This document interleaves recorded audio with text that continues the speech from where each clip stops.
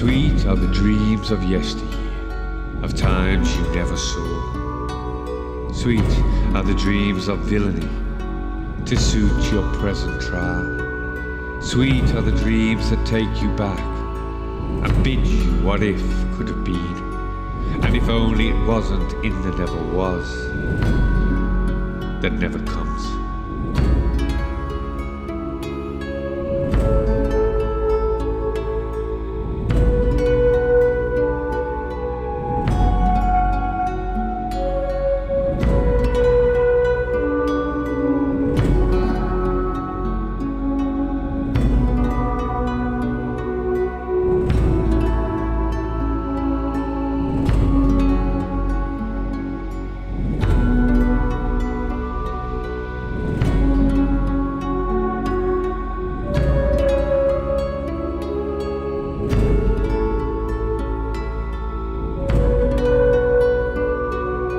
Bittersweet the bursting of the dream, to know those before did not do as you see with hindsight they should. Bittersweet to know that those hereafter will think the same when their dreams have soured.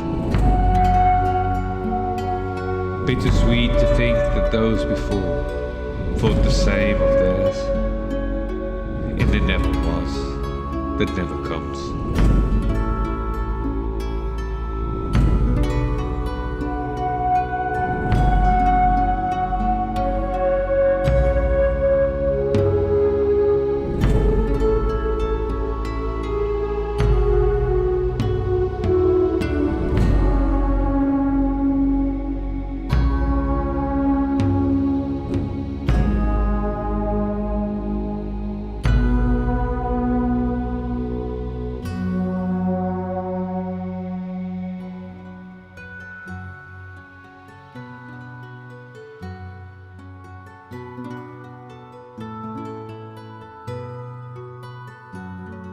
Bitter sour to face ahead, to break this burden, rotten dead. Bitter vow that you would never see the fruit of this work, but sweeter yet than any else, a future destined with blood everlasting in hell.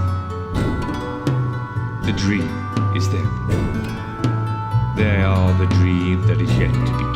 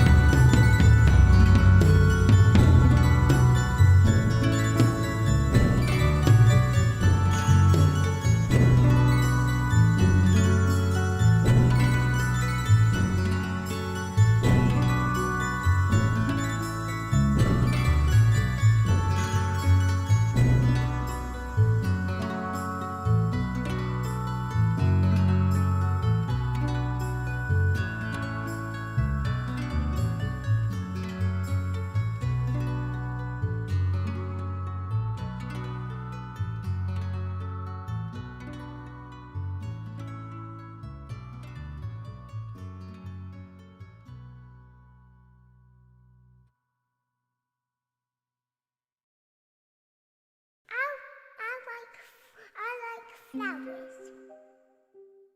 And how much white flowers? Downward. Flowers scattered by buttercups.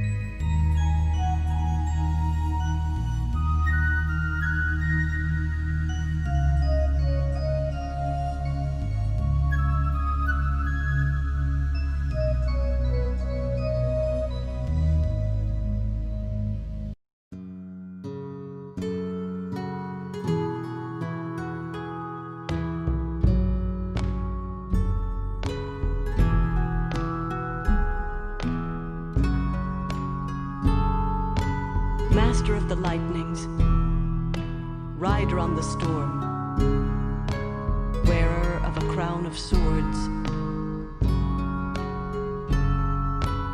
spinner out of fate. Who thinks he turns the wheel of time may learn the truth too late.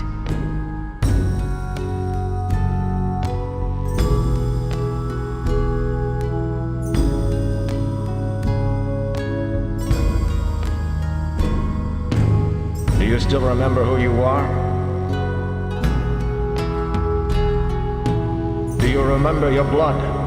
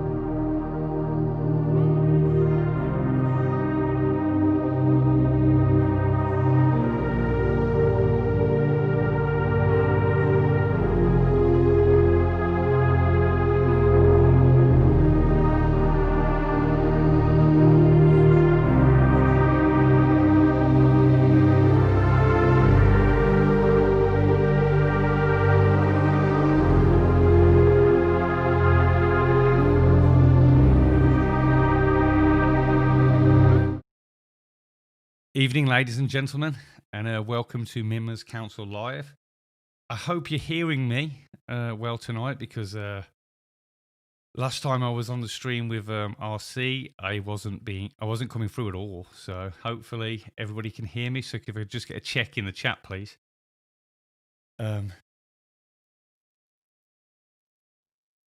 Hopefully it's coming through. Okay, cheers. Got the okay. Well, now, again, I'm going to apologise for taking ages with getting anything together, a stream or a video, but we hope to have some coming soon. We are getting ourselves sorted this end. It's just whatever's to come in the future, the chaos that's unravelling, we've still got to eat today and tomorrow, so just busy with work and things like that. But like I say, we do hope to make some video content both here and on Mimirs Brunner and more streams. But we're still working on it, so just bear with us on that. But in our absence anyway, there's been some chaotic events. We've had the so-called storming of Capitol Hill, and the World Economic Forum's Great Reset is now in full swing. And these are some of the subjects we're going to be talking about today. I won't be alone. To help me get into all of this is my good friend Steed. He was recently on Millennial Woes. So how are you doing, Steed? Yeah, I'm good, Phil. Good evening. Yeah, hope you're well. Good to be speaking to you again, and I hope everyone listening is well.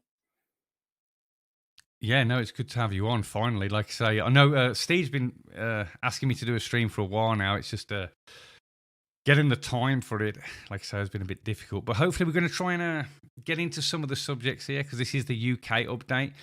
We will be talking about the Capitol Hill thing first. I want to get that out of the way, although that is an American event. It does have ramifications for the rest of the world, and it is part of the big agenda at play, or what's going on. But hopefully, I know RC's modding in the chat for us tonight. Hopefully I'll get RC on soon, where we can go through it in a bit of detail. But so to kick us off then, what have you made of the so-called storming of Capitol Hill? On the one side, we have some people are praising them as the freedom fighters. On the other side, we've got people calling them terrorists. What's your take, Steed? I mean, for me, the whole thing looked quite obviously staged. I mean, myself and others that I follow had predicted them staging some kind of event like that between the US election and the inauguration, as a means of creating further division and riling up one side of America against the other, a false flag to demonize and criminalize the conservative and so-called white nationalist America, which could lead to further restrictions, laws, gun grabs, this kind of stuff. So I really wasn't surprised to see it at all, and it didn't look very organic or authentic to me. I'm not saying that everyone there was somehow in on it or anything like that. I'm sure there were lots of genuine patriots and, Q believers there, but I do think that there was definitely an element who were not what they would seem to be. Yeah, I know. I agree. There was a lot of chaos going on. I mean, it's the classic fight over two lies. On the one side, like I say, they're being praised as the. When I saw one particular photo of a strange-looking guy, not the guy in furs that everybody, not with the horned hat, but another guy in furs that looked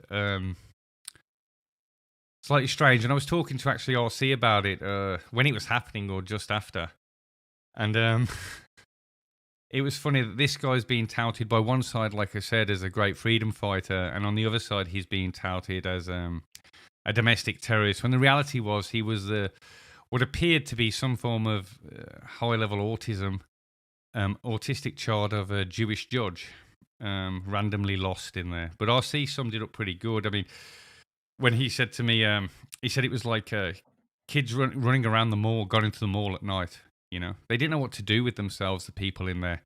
They were just taking selfies. There was no great event, no great achievement, but obviously it gives them the inertia, the friction to build this platform that now the left can say, hey, look, we weren't allowed to riot, even though they were. We get these tips. We get this two-side dynamic where they're riot and we point out all of the negatives in their rioting, all the bad behaviour, and they do the same for us. And both side feels justified because both side lives in an echo chamber, essentially. The Black Panthers stormed it in the 60s with guns. It's been done regularly, I'm told. People storming the Capitol building or taking it over at certain points. But wasn't there that women's rights activist Ruth something who bombed it in the 60s or 70s or something like that? And it's not the first time something like this has happened, but this was a rather tame manifestation of a revolution, I'd say. Yeah, I mean, people are talking about Charlottesville in the chat, and again, it's very similar. It's a very similar setup. There's some of the same faces there. We had the good old Baked Alaska, which looks like somebody out of a WWE event walking in. I think he's famous now for. Well, RC actually sent me a video of him antagonizing people till they aggressively go for him, then spraying them in the face with mace. That seems to be his get up now over on YouTube or wherever he puts out his content now. That great leader that we had from Charlottesville, one among many. I think the guy from what's his name now? I forgot what they're called. Matt Heimbach. Matt Heimbach, isn't he a full Antifa now? Hasn't he? Completely gone to the other side. I mean, these are all players and they're not all. And when I say this, I don't want to say that they're all shills or they're all paid or they're all anything. A lot of them are low-level attention seekers that are given the means, and they're going to be bold because they see it all as a game. They don't see it as real life like me or you. They don't see it as a real scenario. They just see it as somewhere to get fame. There are sort of sociopathic tendencies to these people. There are these kind of traits of like not taking anything really seriously, but being able to seem as though they're taking things seriously. And as you say, they treat it like a game. Yeah, they do. And they get internet fame. They grift off it. You know what I mean? They make money on the internet from it. They get donations, etc., etc. We get all of this crap, but. Yeah, and like I say, I don't want to go too much into the Capitol Hill because I would like to get RC on. I haven't asked him about this yet because I have been too busy, but I'm sure he'll do it. He's a great chap, a good friend of mine, as people know here. And I think he'll be able to break it down really well for us because he knows some of the terminology. You know how it is with if to the Americans listening, if I start talking about British politics, some of the terminology and that's just going to confuse you, even though with a little bit of understanding you'll get it, but and the same there. So I mean, RC will do a great take on this, I'm sure, in your next stream with him. They're always good. So I hope everyone makes sure to tune in for those ones as well. Yeah, and Way of the World's telling us that, and welcome Way of the World. Good to see you here. Apparently Richard Spencer's shilling for Biden now. Yeah, well, he's a contrarian, isn't he? You know, he wants to. It's always what he's done. He's just trying to be edgy all the time by saying, "Well, this guy's actually better for." If you get what I mean, you know what I mean. I think whether knowingly, whether consciously or not, he's a kind of agent for chaos. You know, there's this very timeless concept of ordo ab chaos, or, you know, order from chaos. And Richard Spencer always seems to be there, kind of riling up the chaos in some way. You know, if everyone's pushing for one thing, he's pushing in the opposite direction. If people are behaving, he's misbehaving. You know what I mean? Totally understand. That's how I see him, and I mean, I have my own conclusions on what or who he really is, but I think it's enough to say that whether it's conscious or unconscious, that's what he's doing. I would totally agree. Although, I'm with you. I think it's probably more conscious than unconscious. But, like I say, we'll leave that for another show. We don't really want to get it. You can get into this by attacking other people all the time. And to be honest, they'll show their true colours in the end. Like some of the people we just mentioned, Baked Alaska, Matt Heimbach. in the end, their true colors always wash through. You don't really have to do anything um, to bring them down. They'll bring themselves down because at some point they've always got to push in a direction that's just a bit too far for most people. And also, I think at some point their inconsistency becomes boring. I think for me, Matt Heimbach's a good example of that. His kind of flip flopping and oh, now I've decided to be this and now I've decided to be that. That after a while just got, well, I mean, not even after a while. For me, it got boring very quickly, and I stopped following any of his activist work whatsoever. And I think a lot of people did. And the same with Spencer. I mean, he's become irrelevant now, really. And I think To be that's honest, largely because of his inconsistency. People would stick with him if he stuck to one issue and he stuck with one kind of vision that actually came across as authentic. I agree. Yeah, but like I said, I mean, he grifts himself. I mean, he grifts the best. To be honest, I think he gets a lot of he got a lot of money. I mean, the NPR. But anyway, I don't want to go into all that. Like I say, this is most of the UK update, so we're trying to stick to some of the UK events, and obviously the big UK event. And what we really want to go into a little bit here is the continued lockdown, which is still going. I mean, I heard somebody was saying as soon as we jumped on that Germany's got it really bad at the minute as well, the lockdown. They've got some really restrictive rules, but up until then, I haven't looked into Germany recently. Like I said, I've been a bit busy, but the UK is probably still one of the worst places for it at the moment, as in the lockdown and the ramifications. Yeah. I mean, I've not seen it. I mean, I'm just trying to think here how long we were out of lockdown, because we were always in some form of lockdown or another. Because we had, for those that don't know, we had lockdown initially, then we were released out, then we went into a tier system, and then they extended the tier system to more tiers, then just basically put us back in lockdown, right? And we've pretty much, it's been one of the things that's been interesting about it as well, Steed, is it's been stop-start. It's like you're allowed out, no, you're not. You're allowed. So everybody makes these plans.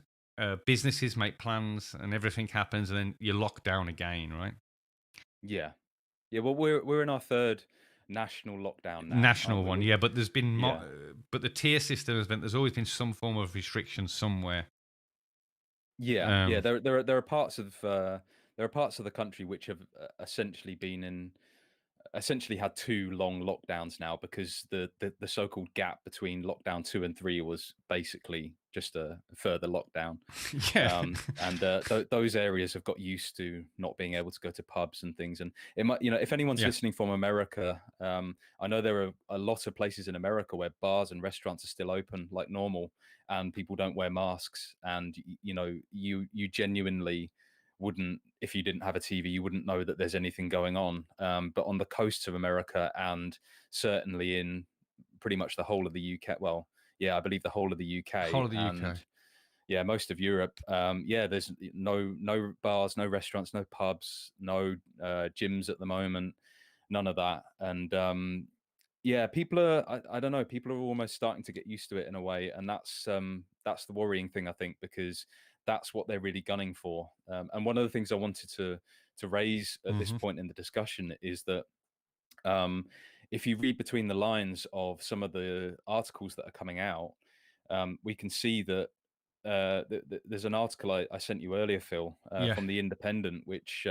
where the IMF is talking about a $28 trillion deficit due to the lockdowns, and they're calculating this up to 2025.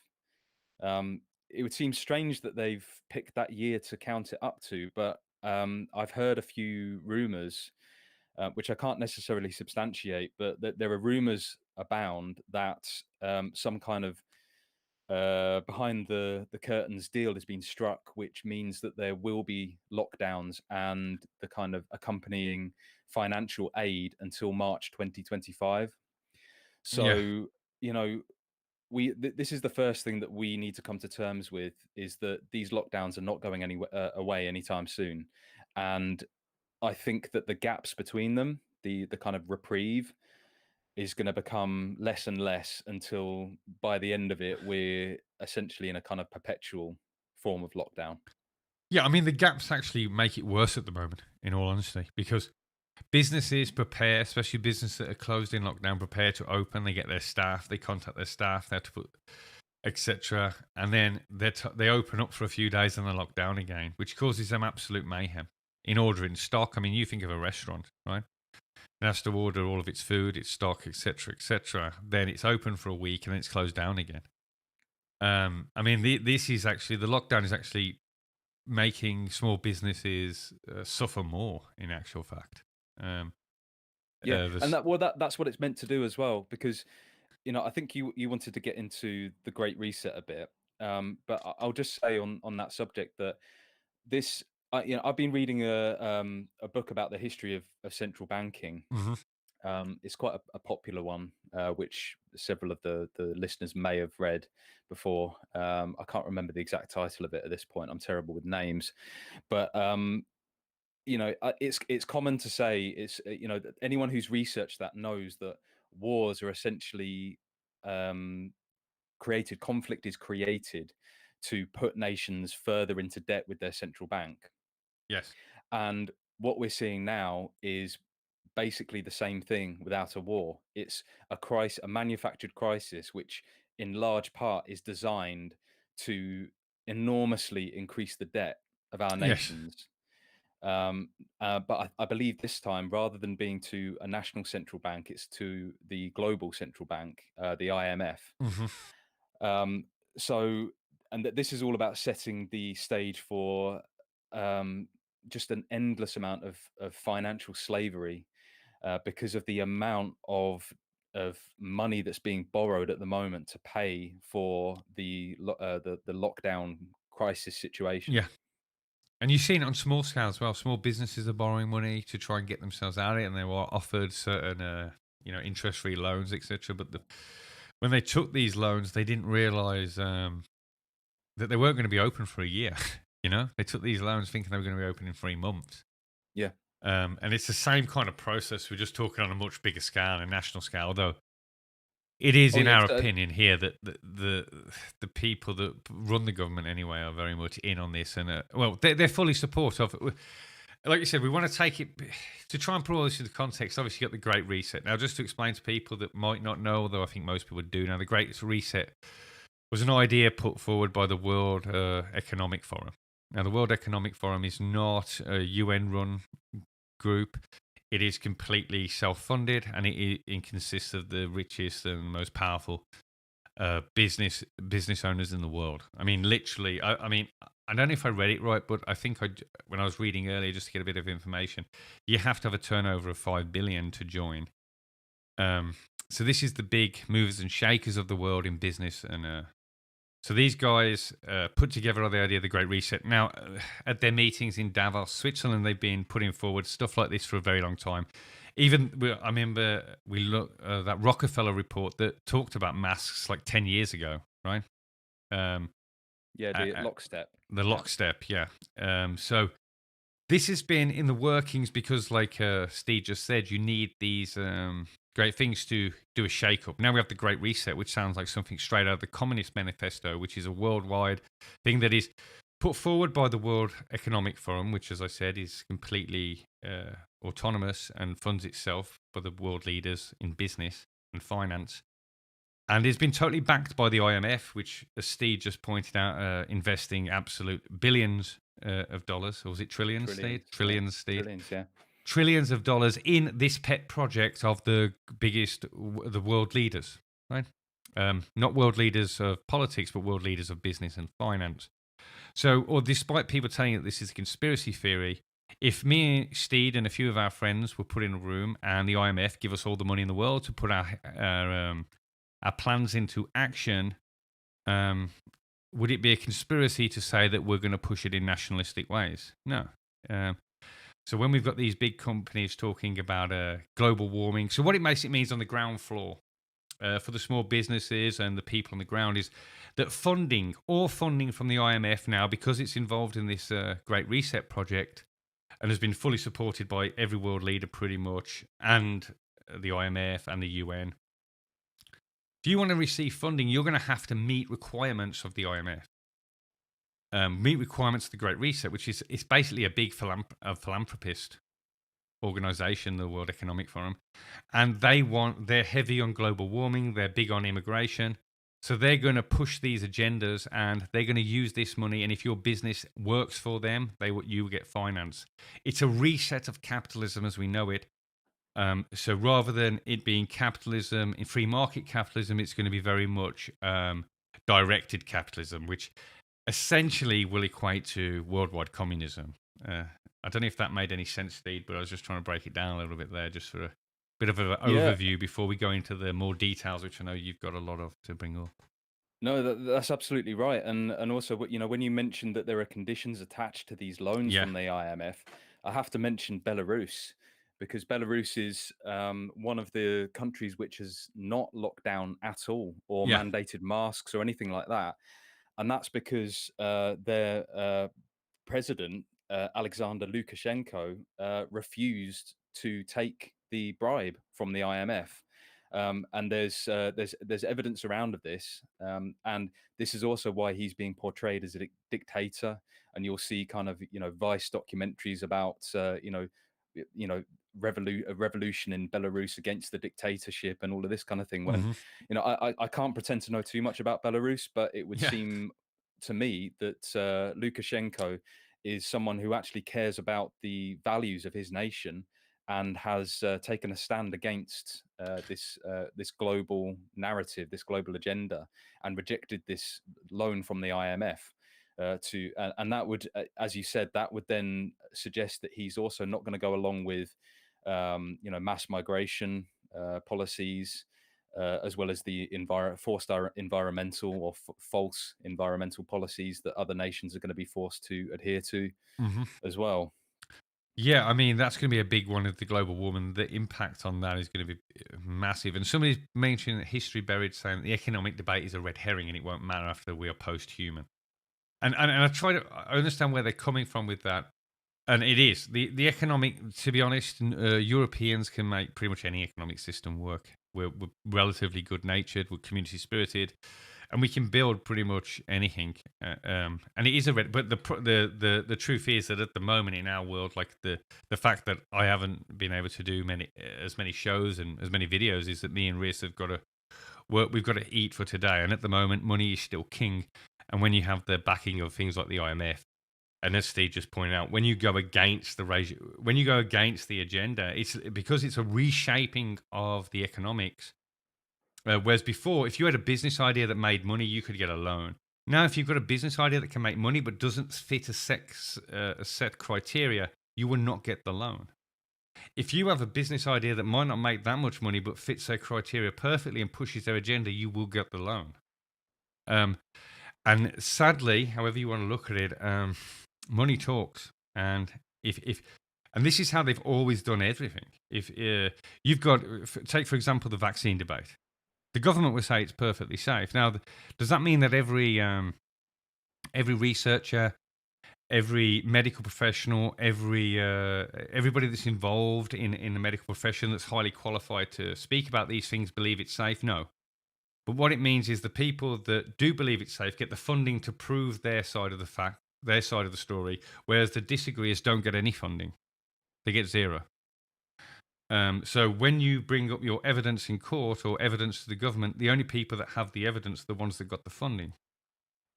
Do you see what I'm Yeah, saying? So, yeah, but also on an esoteric level, if you'll allow me, there's no. It's not a coincidence that the word for money and the word for electrical current yeah. share such a similarity. Currency and current. Money on a kind of esoteric level is just about um, redirecting energy. Yeah. So yeah, we can say that the nature of the economic system is irrelevant, but money is being used to direct energy towards certain hmm ends. And if I could just quickly Yeah. derail for a Go. Yeah. moment, Yeah. Derail away. so someone in the chat, Arthur Mathers, mentioned the yeah he named the book that I mentioned earlier. It's hmm called A History of Central Banking and the Enslavement of Mankind by Stephen Mitford Goodson, and it's a classic for that subject matter, and I highly recommend it to anyone who wants to learn more about that. Yeah. No. Um, Definitely. Um, So really important information, and it's actually very relevant to what's going on now, because as our friend Eat Bake Sing said in the chat, this is a war without weapons. it certainly is. And so, do you want to get into some of the like I say, I've been a bit busy and the details have lost me. But before I just go on, RC says nationalism is inherently environmentalist. Of course it is. Blood and Yeah. soil, although not people, that has a negative connotation for many. But I always see it that my blood, or the blood of my ancestors, nourished the soil, and the soil nourished me. And that soil is very important.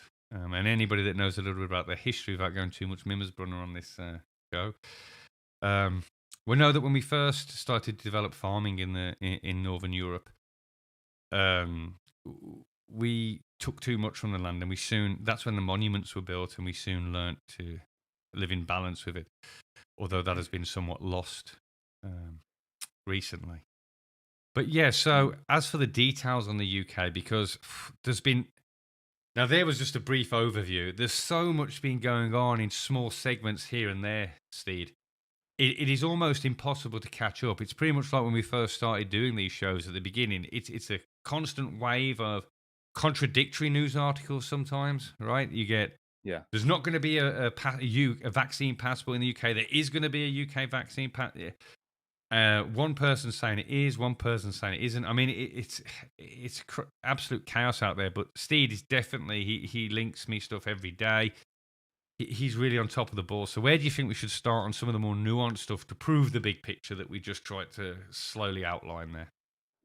Well, first thing I want to say is that, that this might all seem pretty kind of blackpilling, and I know a lot of people are feeling deeply anxious and in some cases depressed about what's going on, and I feel that some days as well. And I just want to say that although I'd like to outline some of the kind of dangers, the threats that we're going to be facing over the next few years, as I believe, I also hope that myself and Phil can mention some kind of remedies or just ways that we can prepare at least, and things that we can take solace in. But yeah, I mean, there's a massive amount of confusion, and I actually watched the debate, which was in like not in the main parliamentary room. I don't know the names of the rooms in the Houses of Parliament, but they had they actually debated a petition from the UK public, which was to ask them not to allow for a vaccine passport and not to place restrictions on those who didn't take the vaccine. MPs debated this, and I watched it, and it was incredibly boring for the most part. I've done it. And yeah, I mean, as you'd expect, every MP firstly said, I believe in vaccines. I think everyone should take the vaccine. Vaccines are safe. And, they gave every single one of them gave a sales pitch on vaccines and why they're important. But they did all say, but mandating them or placing restrictions on people who don't have vaccines would be against our national values. So the outcome of the debate was no, they will not allow for any kind of vaccine passport or restrictions. And this was just before Yule. And then recently, in recent days, we're hearing that actually there are moves towards this, and that they're trialing this in two areas of England.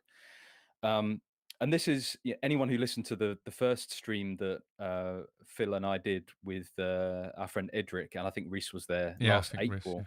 Reece, we were talking about this then, and a lot of people were, but it's just surreal seeing it all play out as we expected it to. Well, yeah. I mean, one of the things with that debate is it's irrelevant. Just as we just talked about the World Economic Forum actually being in charge of the World Economic Affairs, and they're not a government agency or not even part of the United Nations, which in itself is not a good organization, but they're no authority. They have no authority granted to them in any agreement by any people on the planet. This vaccine passport idea, not the passport itself, but mandatory vaccines or vaccines to exist normally, will be mandated by the private sector, right, Steed? Because if you can't get a job because Asda's, right, you're out of work and you need a job fast because so many people are out of work, and you go, I really need a job to just pay the bills at the moment, so I'll go to Asda's, I'll become a shelf stacker, and they say, sorry, you've got to have the COVID vaccine to get a job, um, then then what are you going to do? Right? You go to, and all the big companies are going to do this. And as we've seen with the smaller companies, they've even run out of business anyway. Yeah. Well, this plays into what you were just mentioning about the Great Reset. One of the things that Klaus Schwab has written of, Mhm. I think he wrote this in, although I must admit I haven't read it, but his book, The Fourth Industrial Revolution, he talks about stakeholder capitalism, Yeah. and it took me a while to grasp what this actually meant. But essentially, it's, as you say, Phil, it is it's funding the largest corporations, uh, and in response, demanding that they uphold the values of a modern liberal society. Yes. Um, but then again, in reciprocity, those corporations are then given the power to essentially dictate social policy. So rather than laws coming from the state, laws are in effect coming from those corporations, because those corporations are the ones that control your employment, your access to broadband, your ability to fly and travel to another country, your ability to get a loan for a house or a car, or any one of these things. Mhm. These are controlled by corporations, so the state doesn't even have to issue a vaccine passport. The private company itself has the so-called responsibility to the stakeholders, which is, the stakeholders are the good people, the good liberal progressive people of planet Earth. We are the stakeholders, or those who Yeah. subscribe to those ideals are the stakeholders, and the global corporations, their responsibility is to that collective vision.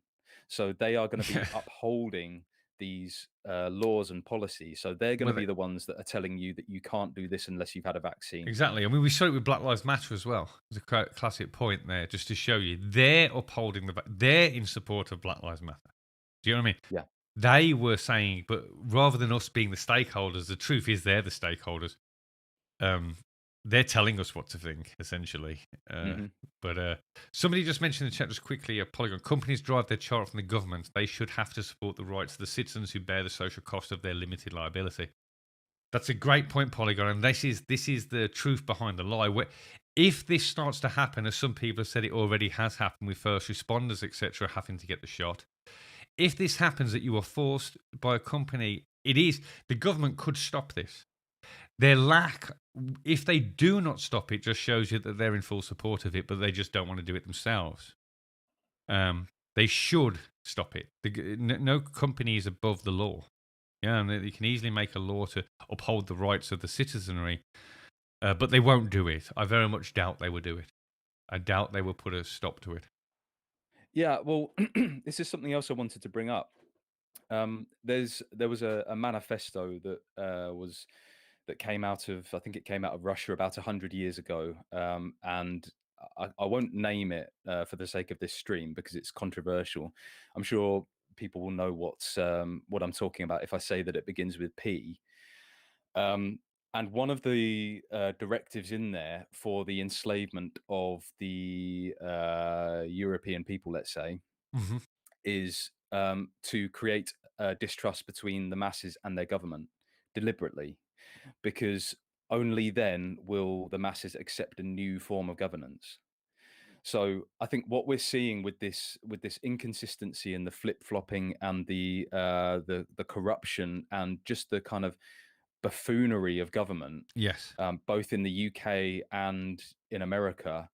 I mean, most people I know in the UK look at what's happening in America and they just laugh because it's just such a farce. And it's being And portrayed like that on the media, and they're it making it absolutely farcical. is, yeah. And the same with Brexit and Yep, same. Boris Johnson and everything like that. And everyone is looking at these things as farces, and I believe that's deliberate because they want Yes. to create an animosity and a distrust between the people Well, and their government. And obviously, we have every right to distrust our government. Don't oh get me yes. wrong, but this is being this is being manipulated It's so that sooner or later we will accept a completely new form of governance, and that new form of mhm. governance, I believe, will be essentially corporate governance. It's deliberately incompetent. The government at the moment. Yeah. I mean, it has been for a very, very long time. But I mean, it is more so than ever. I mean, even with the COVID, right? Whichever your stance, right? It has been flip flop, right? It doesn't. It's not been full in or full out. You know what I mean? So nobody's ever happy, right? Both sides are never happy. Mm. Even though we've been in lockdown so much, there's still people that said we should have had more lockdown and more restrictions. It's constantly flip flopping. It allows some things to open, some things to shut, which makes no sense if it was a real virus that was killing millions of people. But it's not a real virus killing millions of people. Um, I mean, everybody talks about the ramifications of the lockdown, not of the virus, and Yeah. that will show you the deadliness of the virus. But it works perfectly with what you was talking about there with stakeholder capitalism. To allow these big companies and corporations to take over the role of the leaders in society, as they're trying to do by pushing Black Lives Matter, pushing all of these things, pushing immigration. These agendas are very clear and very open by the big company. YouTube did a video about inclusivity and Black Lives Matter. They do videos and they push and support immigration openly and financially as well. To allow them to take over as the leaders of the society, you've got to undermine the current leadership. And the current leadership, whether you like it or not, is the government. So both sides pulling down the government by looking at the farcical nature of it, which is, in my opinion, deliberate, and then allows the companies to come in who have this moral standing of pro-immigration, pro-global warming, pro-Black Lives Matter, etc., etc., etc. They come in as the world leaders, right? We start to get people like David Beckham become spokespeople for these things, right? And they become our world leaders. These empty vessels that are filled with whatever crap their agent tells them to say to look good to get them coverage, right?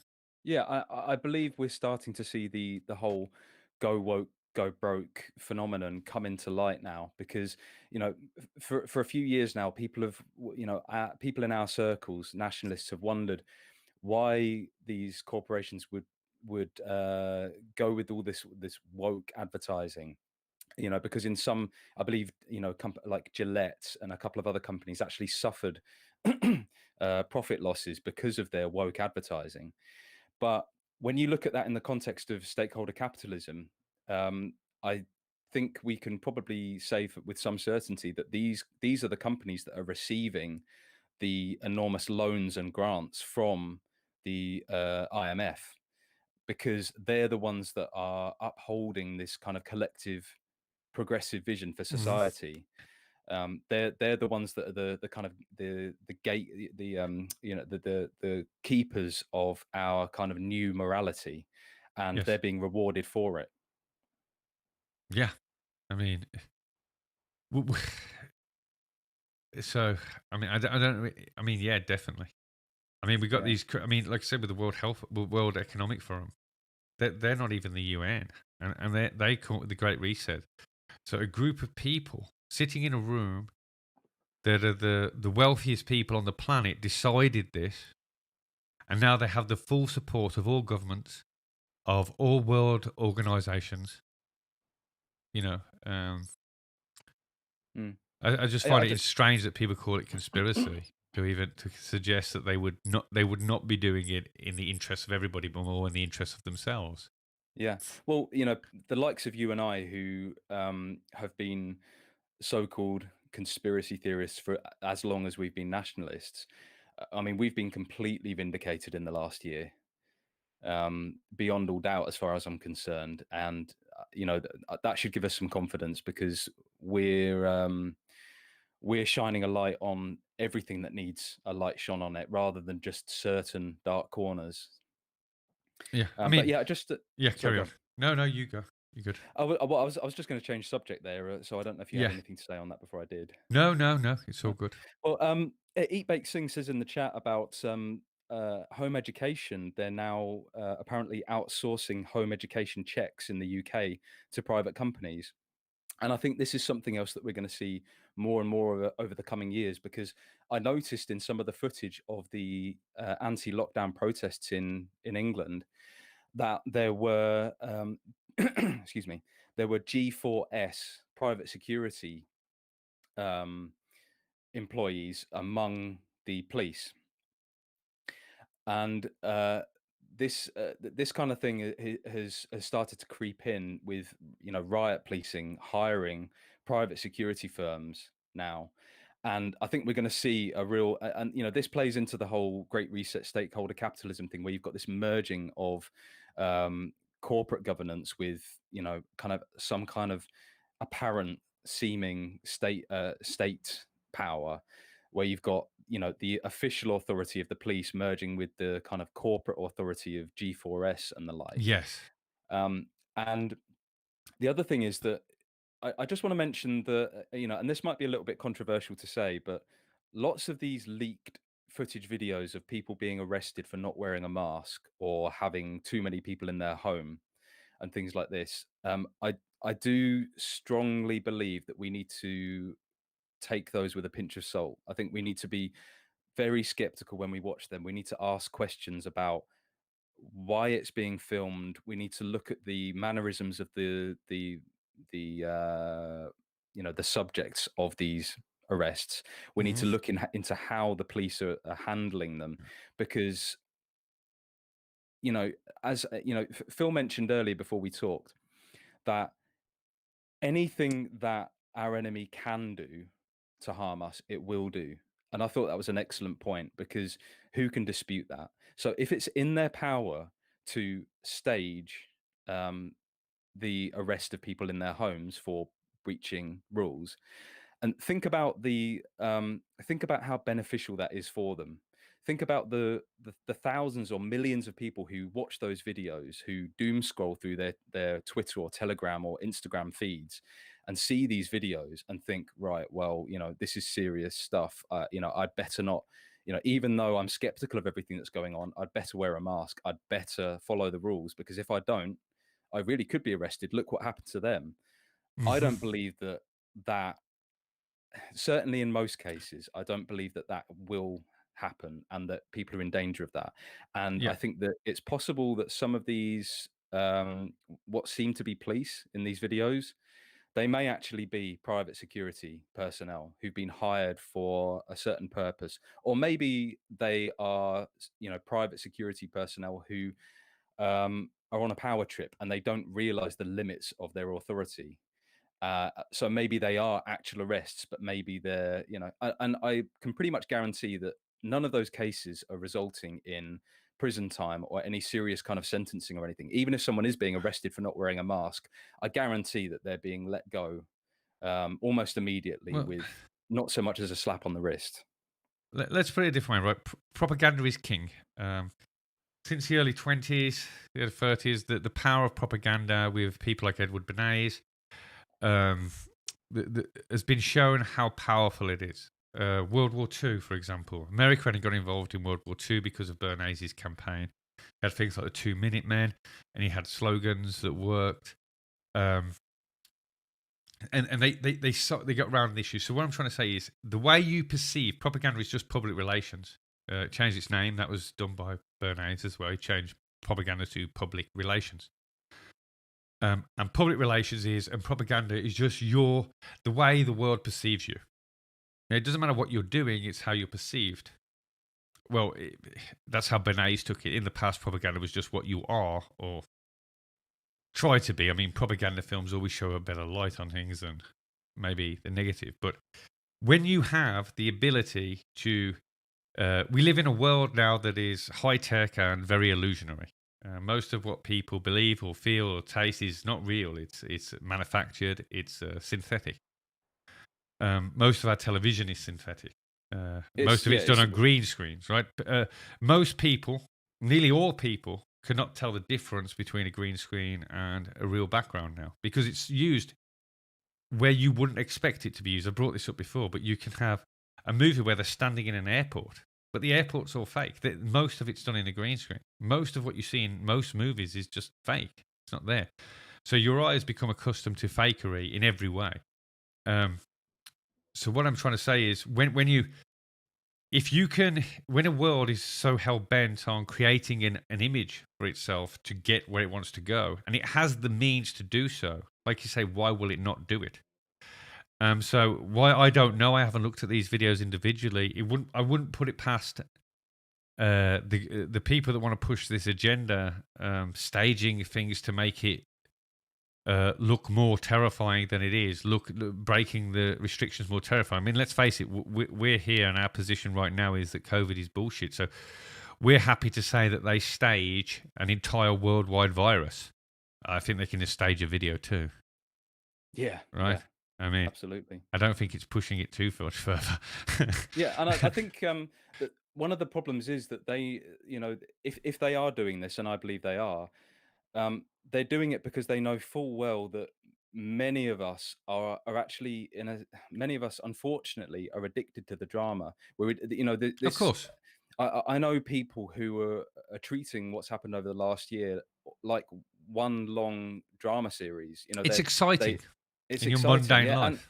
yeah, it is, and I can kind of understand that to an extent, because before this, we in the modern world, we do live fairly mundane lives, and this is something different. This is something new and kind of exciting, and there might be some kind of change, and maybe that change will be beneficial.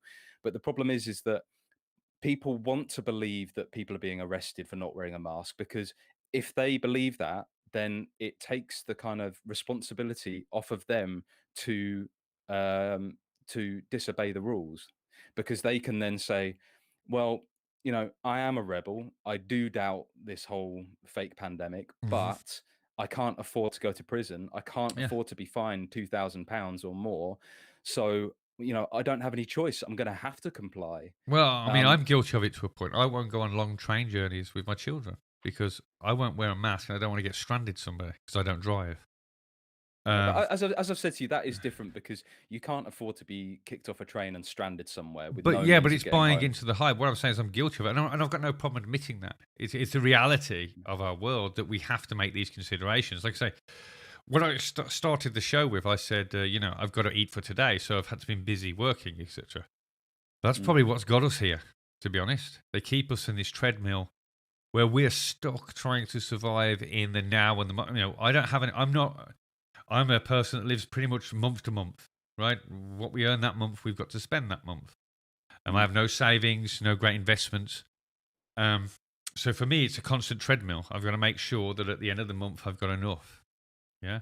Yeah. Um, and that's probably what's got us there. And I'm happy to, it's probably what's got us here. This essential need to feed ourselves, clothe ourselves, house ourselves. Yeah. So Yeah. and we have to be honest with ourselves as well when we're talking about these things. We can't make excuses for ourselves, and I don't Yeah. make excuses for myself. I brought into it because there's an element of me that doesn't know, so I won't do certain things. So I've self-censored, I've self-restricted, not in the way they wanted me to. They wanted me to wear the mask, but I've had to restrict my life in some way, if that makes sense. Yeah, I think there's a difference between adapting on your own terms and complying on their terms. I think there is a distinction there. Yeah, but I mean, yeah, I mean, I have wore a mask. I mean, I wore the one that Steed actually sent me a mask at the beginning of all this because we didn't know how it would go. That has it's a big red mask with hoax written across the front, and Yeah. I have worn that, and actually that is quite interesting to see people react to. I've done it without a mask and with a mask, with the hoax mask, and the hoax mask definitely gets more of a reaction. To be honest, Yeah. people they won't look me in the eye at counters and things with it on. Yeah, Quite I'm funny. kind of, I've not worn a mask once yet, but I'm kind of curious to. It would seem a shame not to wear that mask at all. But yeah, it would be interesting just to see what people's reactions are to that. It is quite funny. I found it quite amusing actually. So I did wear it a couple of times in a row at one point just to see what they did. But Yeah, no, RC says in the chat that for a lot of people, this is the most interesting thing that's ever happened to them, and I think that's true. But they, this is interesting enough. They don't want it to become so interesting that they have to kind of stand up and get involved in a way that might be, dangerous to them or demand something of them. And that's the thing, that's why they want to believe in these videos of people being arrested for not wearing a mask, Yes. because it's more exciting than their normal life. But to go that extra step and question whether people can actually be arrested for not wearing a mask or disobeying the rules would then require them to act, would then require them to walk into every single establishment without a mask, to continue to maintain physical relationships with their friends and family, despite the so-called rules. And that's action, that takes standing out, that does take courage. And a lot of people don't have that level of courage, sadly. Well, sadly, the people that are like that as well, they would actually get a bit of a thrill out of it anyway if they lead such boring lives, because there would be a little bit of adrenaline if you're worried about doing anything and then do it. That little bit of courage gives a little bit of adrenaline. So if you are worried about not wearing a mask, just try it. You might like it. You might figure out you're an adrenaline junkie. I'm being a bit silly there, but yeah. No, I know what you mean. No, so, but I mean, this brings us around a little bit to, what we can do to resist it. We've just, like you said, it can appear very blackpilling, right? We're just talking about the World Economic Forum, the IMF, the World Health Organization, although we haven't directly mentioned them. We're talking about world governments, all bearing down on us, right?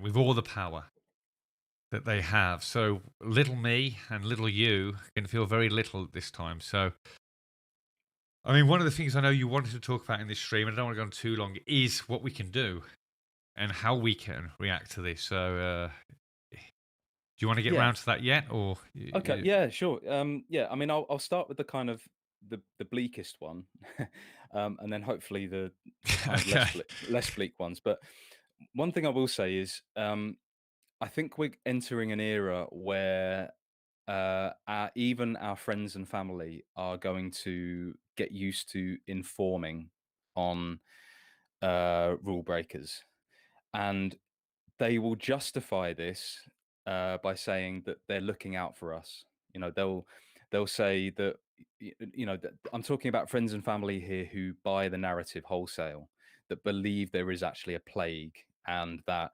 the wearing of masks and the social distancing and the lockdowns actually has any effect on preventing the spread of that plague. They will convince themselves that it's for our own benefit that they snitch on us, that they maybe it wouldn't be so bad if we had to spend a couple of weeks in some kind of a detention center, because we might learn our lesson then, and we might survive because of their helping us see the light. So I do think, as bleak as this is, that I do think that we're going to have to start keeping such people at arm's length, or even severing ties with them. And I've done this myself. Over the last couple of months, I've broken ties with some very old friends. Not in a kind of fit of rage or anger or anything like that, but just very calmly. I've come to the realization that those people are part of my history, not part of my future. And we need to start looking towards people who see what we see, that see that this is all a massive ruse. Because such people, as I say, I think that I don't think it's far-fetched to say that they might become a kind of liability over the next few years or decade. To let them know too much about us, about what we're doing to prepare for the society that's coming. Well, something you mentioned. Phil. Actually, one of the points you wanted to bring up, which I forgot, is, this is reinforced by the terminology, right? You brought up like COVID-idiot and all this kind of stuff. To anybody that doesn't go along with it, they've got a whole vocabulary to use against us, right? Yeah. You linked me an article where there's all these articles going, why you still need to wear a mask if you're vaccinated, etc. All this nonsense, and they do this double think, and this, where they go, you need to wear and you still need to wear a mask because you could still spread it. Well, if everybody's vaccinated, you're going to spread it to a vaccinated person, someone that's immune. So you get all this ridiculous backwards, the same as you do with any vaccine argument, especially a vaccine. But we said this. So we saw the same with Brexit here in the UK, actually, how heated that got and how families really turned against each other. Friends that had been friends for long times, etc., really started turning on each other. I mean, I was at a train station, ironically, and I was listening to this young girl speak to her mother, and she was about 16, 17. And she was literally saying that old people shouldn't be able to vote because it's not their future they're voting about. So you get Mm. these more of these fractures that we see everywhere. So now the youth are fully into the corporate agenda. They watch stars like Justin Bieber, or all these people, and they follow those, not the politician, and they're all owned and run by the corporations who pay for sponsorship deals. Just for people that don't understand how dumb these are, just to go back to a little reference here. Do you remember that comedy show, Brass Eye in the UK? Yeah, thing? yeah, Remember when they did that one about paedophilia? yeah, They actually, and they got well-known celebrities. You can Google this. Just put in Brass Eye paedophilia show. Right, they're a comic show, comedian show, and they actually in this show they showed just how easily it is to buy these celebrities. So they got these relatively well-known celebrities here in the UK to say absurd things. You had one famous sports star telling you that you could smell if your child had been talking to a paedophile online on the keyboard. Right? And they filmed him, they paid him to do this thing. They got another one to say that they were more pedophiles were more genetically had more genetically in common with a lobster or something, or crab or something stupid. I mean, you had yeah. yeah, and they did a whole load of these shows where they did a fund for an elephant that got its trunk stuck up its own ass. I mean, these were fake things, but they got these celebrities stand up there, read their script, get their money, and go home. So, Yeah. and that's just sorry, I was a bit And off they topic. framed it as a kind of serious news show. Yeah, they framed it as a serious news show. So these celebrities went there, nonsense. Yeah, Mr. 262's. Yeah. No. Nonsense, yeah. But it just shows you how, when you see any celebrity talking, how easy they just read a script. They don't think any of this. They're given a check and they read a script, or they do it because they're pretending they're doing something good, like with the trunk stuck up the arse of the elephant fund that they did. Yeah.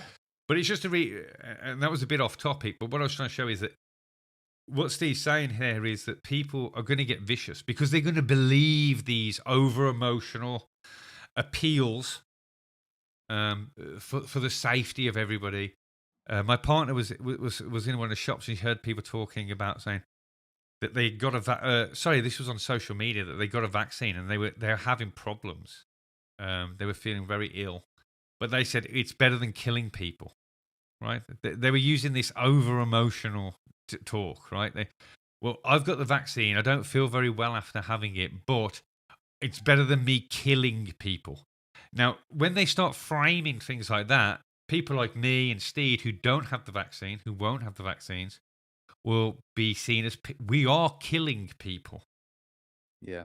Yeah. So even if they've been your friend for a very long time, if they're very much into this and they're hyped up in this media frenzy of it, they're going to see you as literally a murderer. Yeah. Right? You are murdering people by not having the vaccine. And reason will not work with these people at this point. Do you know what I mean? When they've gone that far, you can't you can't reason with that. No, Yeah. and yeah, that leads to something another point I wanted to make, which is a lot of people are wondering why we're seeing so many articles and videos of adverse vaccine reactions. I believe that these are being put out deliberately because they don't want everyone taking the vaccine. I think that they want another roughly 50-50 split Yes. between the vaccinated and the unvaccinated. It's, again, like Brexit, like Trump, Mhm. like, probably like masks in a sense, like any way that they can divide a population or a section of the population as equally as possible Yes. in half, it's to their benefit. And also, if everyone were vaccinated, then they couldn't justify the further lockdowns. They couldn't justify continuing with the masks, the lockdowns, the continued destruction of the economy, all of the new measures that come with the Great Reset, they couldn't justify that anymore No. for for the people who still have the ability to think critically. But if they can put out just enough propaganda to suggest that the vaccine might be harmful, that 50% or roughly 50% of people don't take it, Hmm. then they can continue with the lockdowns, continue with the masks, continue with the social distancing, continue with the economic destruction, and create, nurture that division in society, and the hatred between one side and the other. And they can, the 50% who have had the vaccine, who are now thrown an extra bone, who can go to to festivals and venues and get on aeroplanes and go to the gym and things like that. There's going to be an animosity from the 50% who can't do that against them. So Yes. there's this kind of two-way hatred. This 50% is very important. And I've thought about this a lot because I've been thinking a lot about why so many things are 50-50. Brexit 50-50, Trump, Biden, the COVID, the vaccine pass, vaccines, etc., etc. It's always straight down the middle. And the simplest way I think can explain it is when two children, now remember they see us as children, we are subject to the state, so we are in some ways as children, we have to ask for permission, licenses, etc. When two children are fighting, who do they go to oversee? They always look to their leaders, their parents. And that's what, when we're fighting, we're going to both give the government what they need to shut us all down. Because, and I always say against this when, for example, people saying Antifa should be classified as a terrorist organization. I've always said no. Because as soon as you do that, we go and they do it, then the next thing that comes through is you. Yeah, because now they have the power. So when you've got two sides that fervently hate each other, they will both demand that the government takes action against the other. The right do it just as much as the left. Yeah, I see it all over Twitter. They should be banned. They should be banned. Everyone wants to ban it. Who's banning? Who's doing the banning? Everybody forgets who's doing the banning, the very thing that's trying to destroy you. So basically, you get these two children demanding that the other one be punished. And when you punish that one, they look at you and go, well, you did the same, so I'm punishing you too. Yep. So you both get punished. And this gives them the inertia, the friction they need, so everything will be done. And like you just said, these people aren't taking the vaccine, so we've got to still have the restrictions. So then you get this hate and fervor. They demand that they have their rights taken away. But if the vaccine takers have the rights of forced medication taken away from the vaccine deniers, then they also lose their rights. They cannot now deny medication. Do you get what I'm saying? So everybody loses by having these two dynamically opposed positions where both positions can only demand off the authority figure, which is in this case the government, to take away our rights, please. Anytime you demand the government to do anything for you, you are literally asking them, here's some of my rights. Will you please have them? There's some people in my society that don't deserve them. Yeah. I mean, that's very simplest well way to put, put it. But so really because do not get on you any of can't, those bandwagons. Yeah, carry on, Steve. because you can't demand from the other side. If the other side of that debate doesn't have any power, it doesn't have any agency, you can't demand anything from them, the same as they can't demand anything from you. So No. both of you, as you said, have to look to that perceived higher power, which is the Yes. state. Yep. Yeah. I mean, it's Yeah, so just to get back to what I believe could be some kind of solutions or we ways went to off on a bit of a to tangent there. prepare. Sorry. I think all the furloughs in the UK, the furlough scheme, which is for anyone from outside the UK, I don't know if they're using the same terminology elsewhere, but it's basically where employers are paying people up to 80% of their normal salary to stay at home, sort of keeping them on hold, and that money is coming from the government, which is coming ultimately from the IMF, which is using that loan to put nations into enormous, unparalleled levels of debt. Oh yeah, insane. And these furloughs, I believe that this is them priming us for a UBI, for a universal basic income. So I think over the next couple of years, maybe even as soon as later this year or next year, I think they'll start to say, right, well, because of the destruction to livelihoods that this terrible virus has wrought, we're going to have to we've got no choice. We're going to have to give everyone a certain amount of money every month to make sure Yes. that they can pay their bills. This will come in tandem with a new digital currency.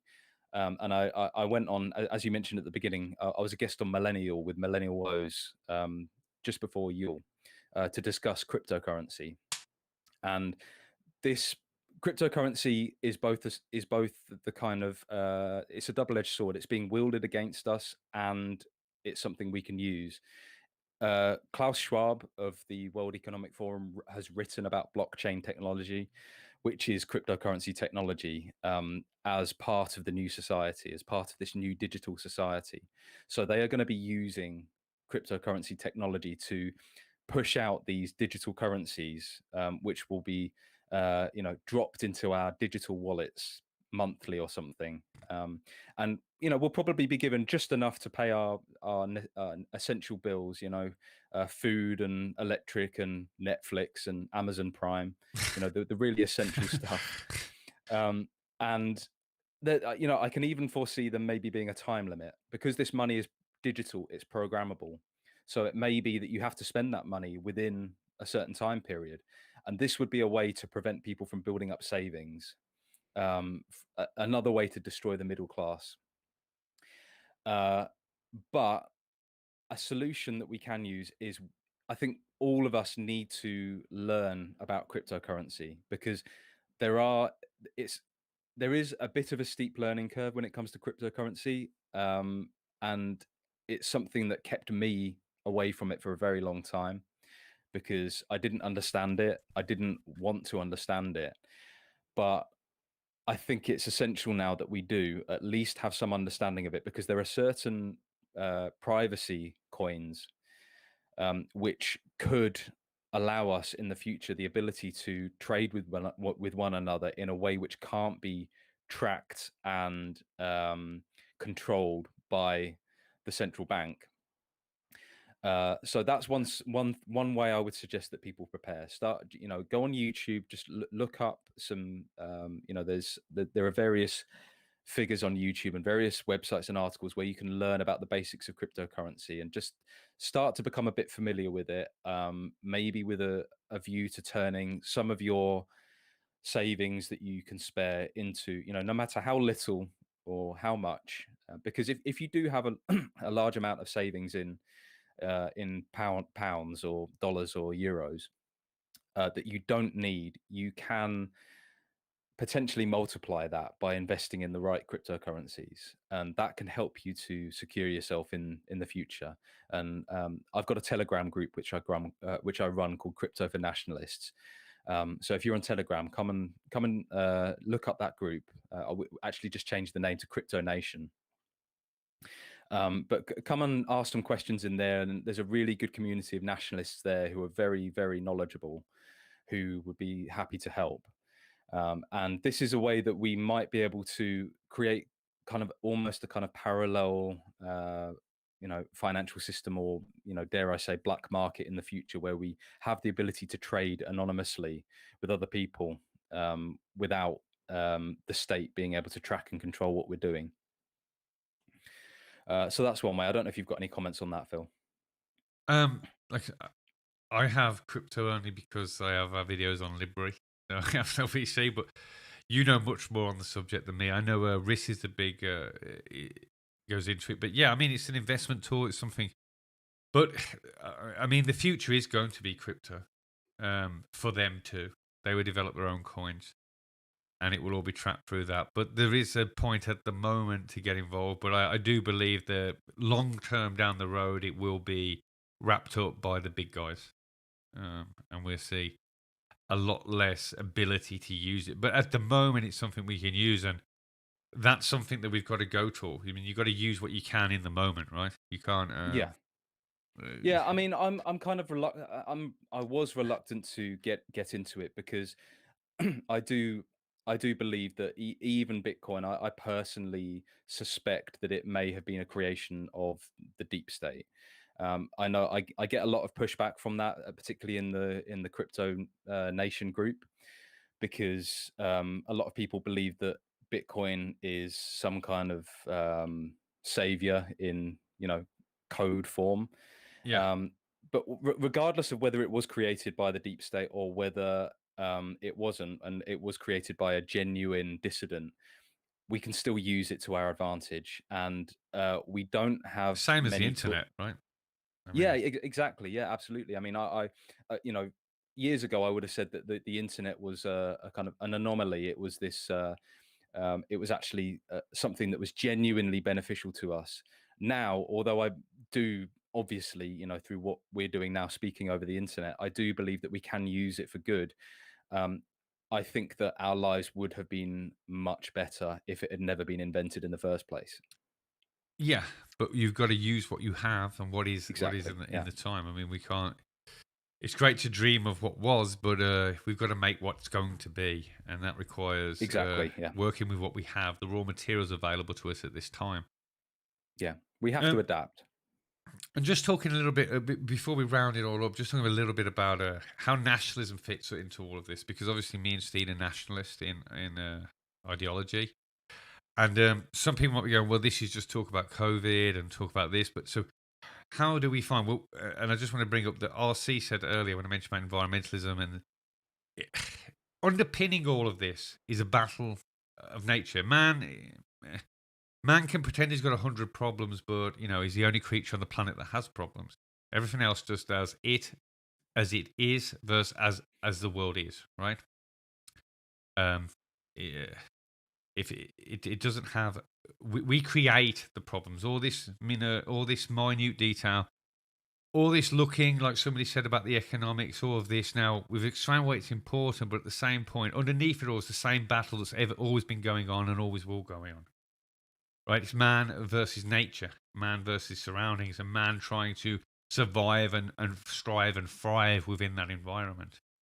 And I think it's important for me anyway to step back sometimes and just see, not as I'm getting screwed, not as I've got a million problems. I've got me as I am versus as it is. Yes, and I have to work within that. And this can make the biggest problems seem they don't matter anymore so much, because it's literally you in the world. I don't know if I made much sense there. I didn't really put it across properly. But Steve, you got anything to say about that? I think I get where you're coming from, and it reminds me of a conversation I was having with a good friend who's in the chat tonight earlier about gratitude and how Yes. it's easy to focus on how bleak our future may be under this tyrannical new system, but we should also be thankful for what we do have, what we have experienced in our lifetimes. Many of us have had a lot of great experiences. Phil and I are family men. We've got a lot to be grateful for. Of Even course. the way I feel, even if my life were to end tomorrow in a blaze of gunfire or something like that, which I don't think is likely, but even if that were to happen, I would feel that I've had a good life and I've been given a lot of great experiences. Yes. So I think that that's something we need to focus on and be kind of philosophical about what we're facing. And Well, and kind of almost embrace the fight. Is that kind yes. of roughly what you were getting at? Yeah. The world Yeah. is as it is, and we are, because right, like to say, horrible things can happen. There's somebody now probably being robbed at knife point that's worrying about their life. Suddenly, all these worries, all these concerns will fade. Right, if you were that person. Yeah, someone's got a Mhm. knife to your throat, right? You don't care where the future. You only care about that minute in that second, because that's where your world is at that minute. That's where your life and death is. Everything needs to be put into perspective. And like I say, humans are great at creating problems, but no other creature has a problem. It just has how it is versus how it is. You know what I mean? How it's it versus the world. The lion, the newborn. Just try and make an example, because I'm not. I thought about this earlier, but I haven't put the thoughts together properly. But say you've got a lion that's just left its pride. It's looking to start his own pride. Young lion.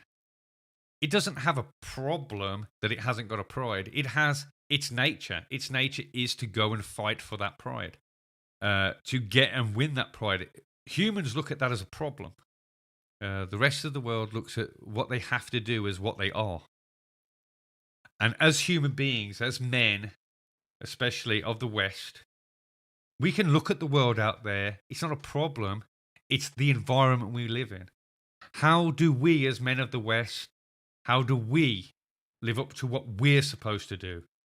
Our duty, just like the lion's duty to pass on its genetics, is to go fight for that pride. What is it a man of the West's duty to do? Right?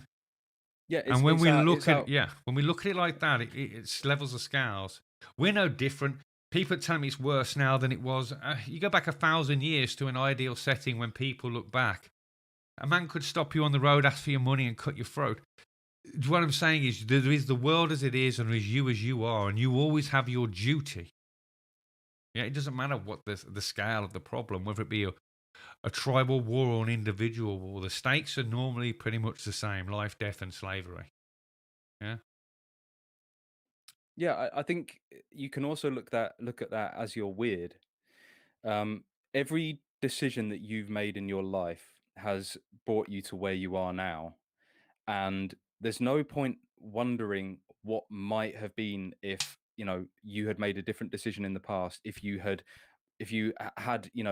fled to New Zealand like you said you would 10 years ago, or married that person from Poland that you were dating 5 years ago or whatever. There's no point in these kind of what ifs, because you are where you're meant to be according to your character, your nature. Hmm. So what we're facing now is what we're meant to be facing. Yes. And I think that's another way of putting what Phil just said. The lion, it doesn't think, oh, I wish I didn't have this problem. Oh, if only I had been born, in a different part of Africa Yeah. or whatever, I might not have this problem of having to look for pride. Maybe it would be easier to find a pride if I was somewhere else. That lion knows, That's what it on must do. on a subconscious level, that it only has the options which are in front of it at that moment, and there's no point wondering about them. The only thing to do is to act upon them.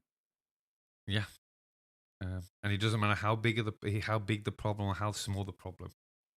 If you see something in front of you that you believe needs changing, then that's within your duty to change, and you go about that in your own way. And somebody mentioned earlier, the small things change, and we do have the power.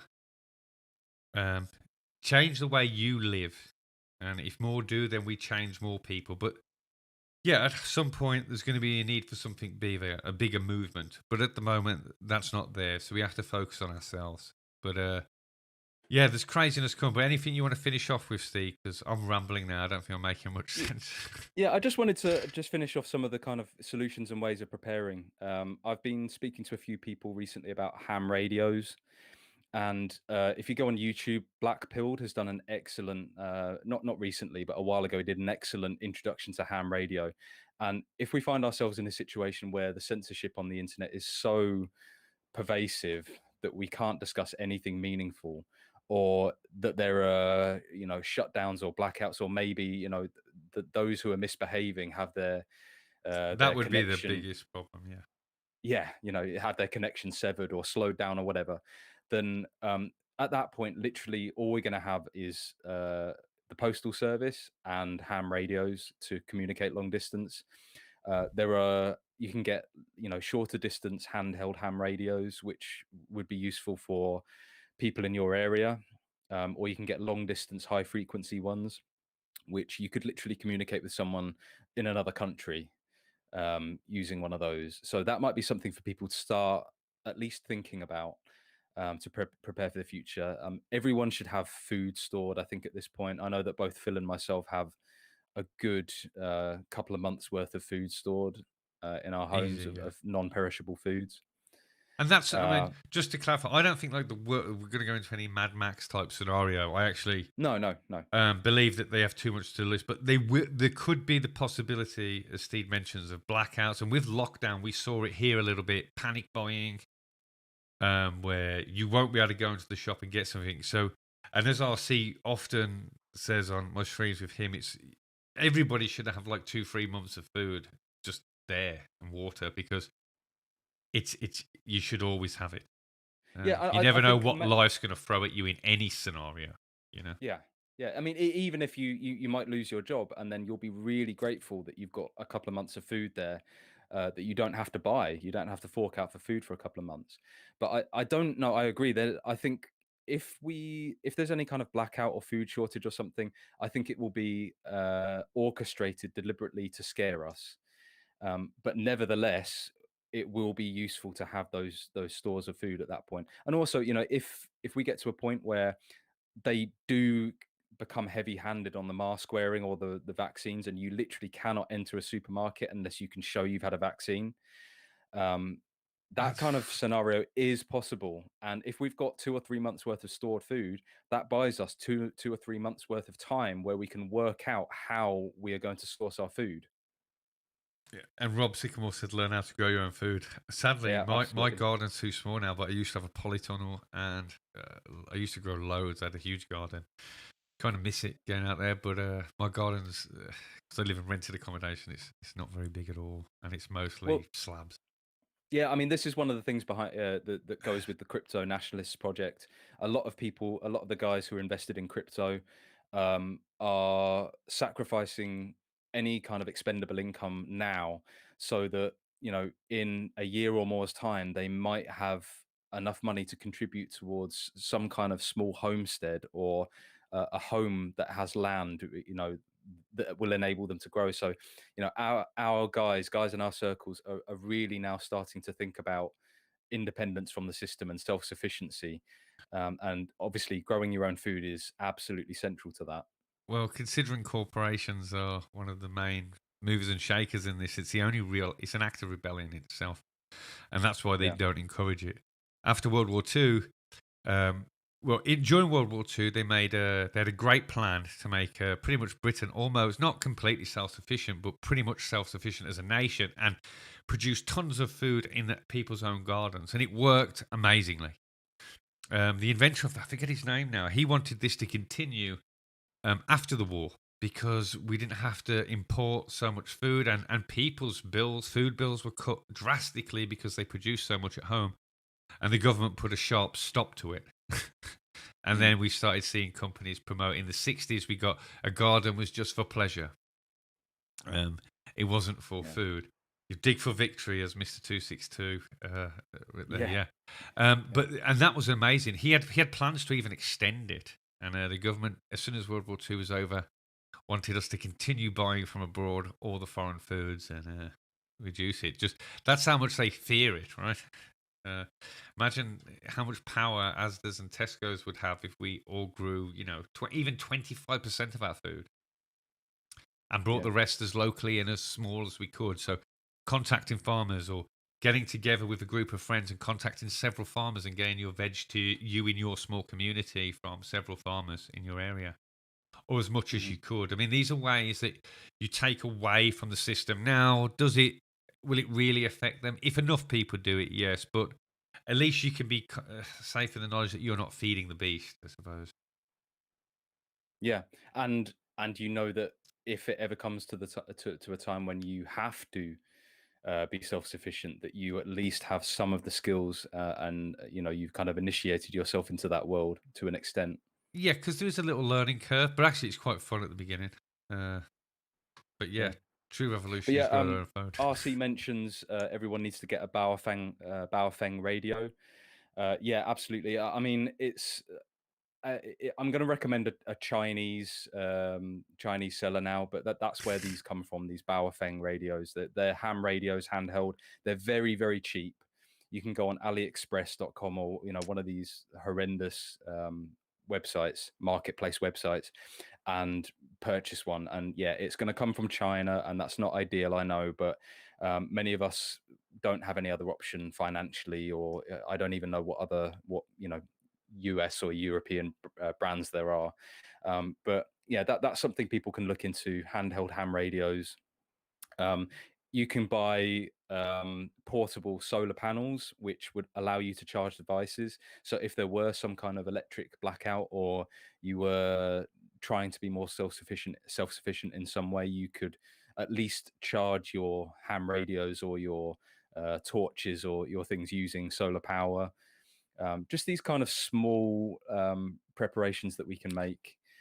There was another one as well, I think. Yeah, just and I don't think Phil and I want to get into this now, but I think having a better knowledge of the law would be helpful as well, because many of us don't actually know what our rights are. And I know that Phil's going to say that your rights are only ever what you're In a able to more defend. yeah, but the law is a system that is an agreed upon system that that the authorities are at least supposed to take seriously, although Hmm. in some case they don't. So knowledge of the law is never a bad thing in any situation, because you don't want to be